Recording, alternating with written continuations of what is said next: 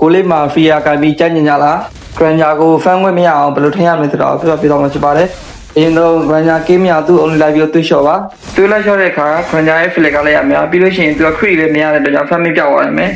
ပြီးလို့ရှိရင်ခရီကိုမစားဘဲနဲ့ကိုတင်းကလက်ကန်တာဆောင်သွားပြီးလို့ရှိရင်ဂရန်ဂျာကိုအမှတခုပြောချင်တာကတစ်ဘက်က enemy ဘက်ကမရှိမှကမ်းဖို့တမ်းပေးကြပါလေအရင်ကမရှိဘူးဆိုရင်တော့အခုလိုမျိုးတမ်းပြီးတက်လို့ရပါတယ်နောက်တစ်ခေါက်ထက်ကမို့အတွက်တာဂရန်နဲ့အတူဖြုံလေးမှာစောက်ပြီးတော့ဂရန်ဂျာရဲ့အခြေအနေပေါ်မူတည်ပြီးတော့အိမ်မိတ်ပေးပြီးတော့ကျွန်တော်လည်းအိမ်မိတ်ပေးပြီးတော့တက်လို့ရပါတယ်အခုလိုမျိုးတက်လို့ရပါတယ်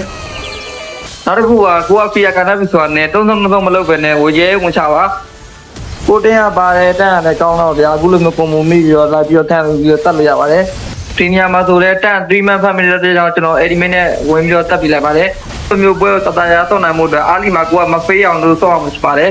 ကိုကဖတ်နေတဲ့အတွက်ကြောင့်ဘယ်ကောက်မှကြောက်ကြမလို့ပဲနဲ့တတရာလိုက်ခုတ်လို့ရပါတယ်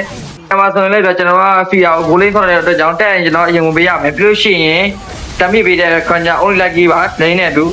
အမှဆိုရင်လည်းဗျာခွန်ကြကိုတက်ဖတ်မိတယ်ကျွန်တော်ကလည်းပေးရမယ်အိမ်မိနဲ့လိုက်ပြီးတော့ဒီကောင်တက်ပြီးလိုက်တယ်ဗျာ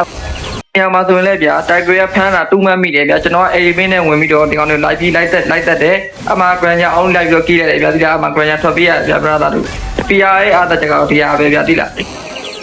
ဖီယာကိုင်းများအခုလိုမျိုးမကြောက်ပဲတာဝါရိပါလိုက်ပြီးတော့တက်ပြပြီးလို့ရှိရင်ဒီမှာတိုက်ခွဲကလည်းလက်သလုံးဖမ်းပြီးတယ်ကျွန်တော်ကလည်းမှတူလီနဲ့ဝင်ခုတ်လိုက်တယ်ပြီးလို့ရှိရင် AD ပြန်ထွက်လိုက်တယ်နော်။ဒါလည်း grand မကြောက်မနေဘူးဗျာကျွန်တော်ရှေ့လာပြီးနေတယ်ဗျာကျွန်တော်ကလည်းမှတက်လိုက်တယ်ပြီးလို့ရှိရင်ပကွီတိုပါကြိုက်တယ်ဗျာတလုံးကဒမ်းပြီးပြီအဲ့ကောင်ဘာမှမခံနိုင်ဆောက်ယူပြီးလည်းကျွန်တော်တို့ဒီဘက် AD တာတာရနဲ့အံ့နိုင်ကြတယ်ဗျာ